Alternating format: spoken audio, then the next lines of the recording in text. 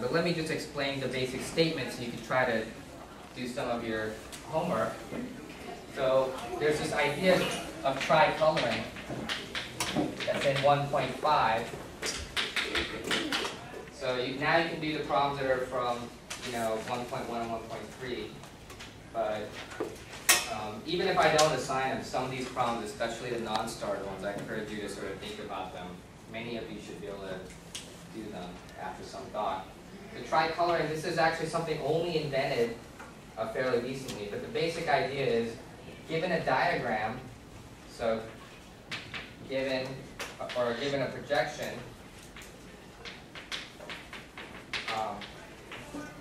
call a piece of the projection, so call a piece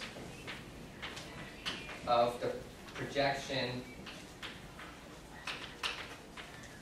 which goes from undercrossing to undercrossing, goes from undercrossing to undercrossing a strand. So that's just a term here. No, under to under. I'm going to call that a strand. So let's look at a simple picture, simple projection. So here there's 3 strands. One strand is, look at this undercrossing. It goes from, it's this part of the picture sort of going under. So this is what I mean by starts with undercrossing, goes, here it's going over, so I ignore it. Eventually it goes under again. So that's what I mean by going from under to undercrossing. So this piece is what's called a strand. And so there's 3 of them in this picture. Here's one, here's another one, and here's another one. Basically strands are, if you look at the pictures and you look at the gaps, how many sort of curvy line segments do we have? So the strands are the curvy line segments. So maybe you could write that down if that helps. There's a better way of putting it. But you ignore sort of the overcrossings because, you just ignore the overcrossing. So because the chunk here of the projection is sort of what you consider this thing. So there's 3 strands here of the projection in this example. Now the point of coloring is each strand gets a color.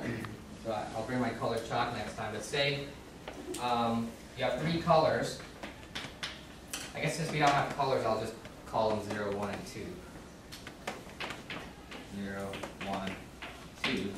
And you basically label, I mean I could actually color in the strands if I had colored chalk, but I'm just going to label here.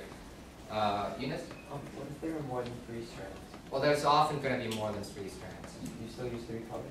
You're still going to use 3 colors. Sorry, I guess it's coincidental, but yeah, so that's a good question. We're always going to use, for tricoloring, we're always going to use 3 colors. It doesn't matter how many strands there are. Okay, so we use 3 colors, and there's going to be 3 colors to label the strands. And I guess what we label, instead of label, we really mean sort of color here. That's what's less it's a sort of informal way to describe this. So we label each strand by 0, 1, or 2. You can think of it as I colored it some color like red, blue, or green. And at each, I have 2 conditions.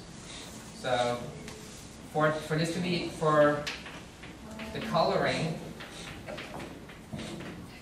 to be a tricoloring, so we're trying to use a little technical term here. It's not just a coloring where I use these 3 colors. Tricoloring is going to satisfy some conditions. It needs to satisfy 2 conditions. It needs to satisfy 2 conditions.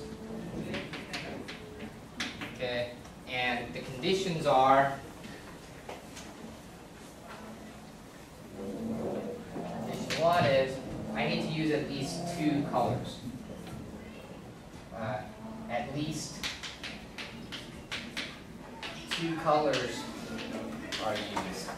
Otherwise, you might just be tempted to color each strand like 0. right? Might be able to tempted to sort of label each color like each strand like the same color, which is kind of boring.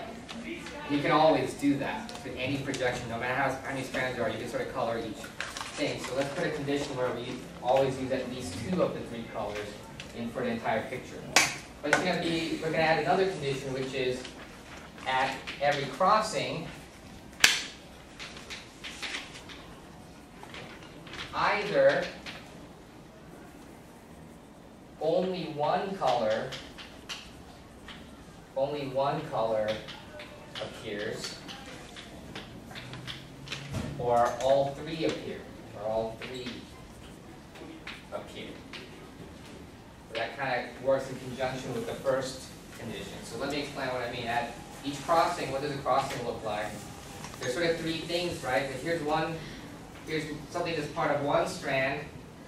Here's something that could be part of another strand, but it might actually connect. In some cases, it might actually connect up like this, but you know, so you can think of it as being from a separate strand. Here's another sort of piece here of the crossing.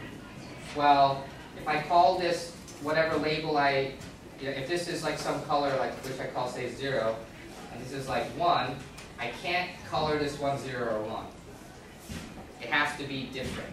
It has to be 2. Or I guess I could just make them all 1, like 0, 0, 0. So those are like the 2 possibilities at each crossing. So that's like a condition for it to be a tricolor. And we're going to find out next time that if every projection of if a projection of a knot is tricolorable, there's a coloring that satisfies the conditions. But every projection of that knot is tricolorable. And we're going to use Reitemeister to show this. And so that gives us a way to distinguish 2 knots, because it's going to turn out the unknot's not tricolorable, but the trefoil is.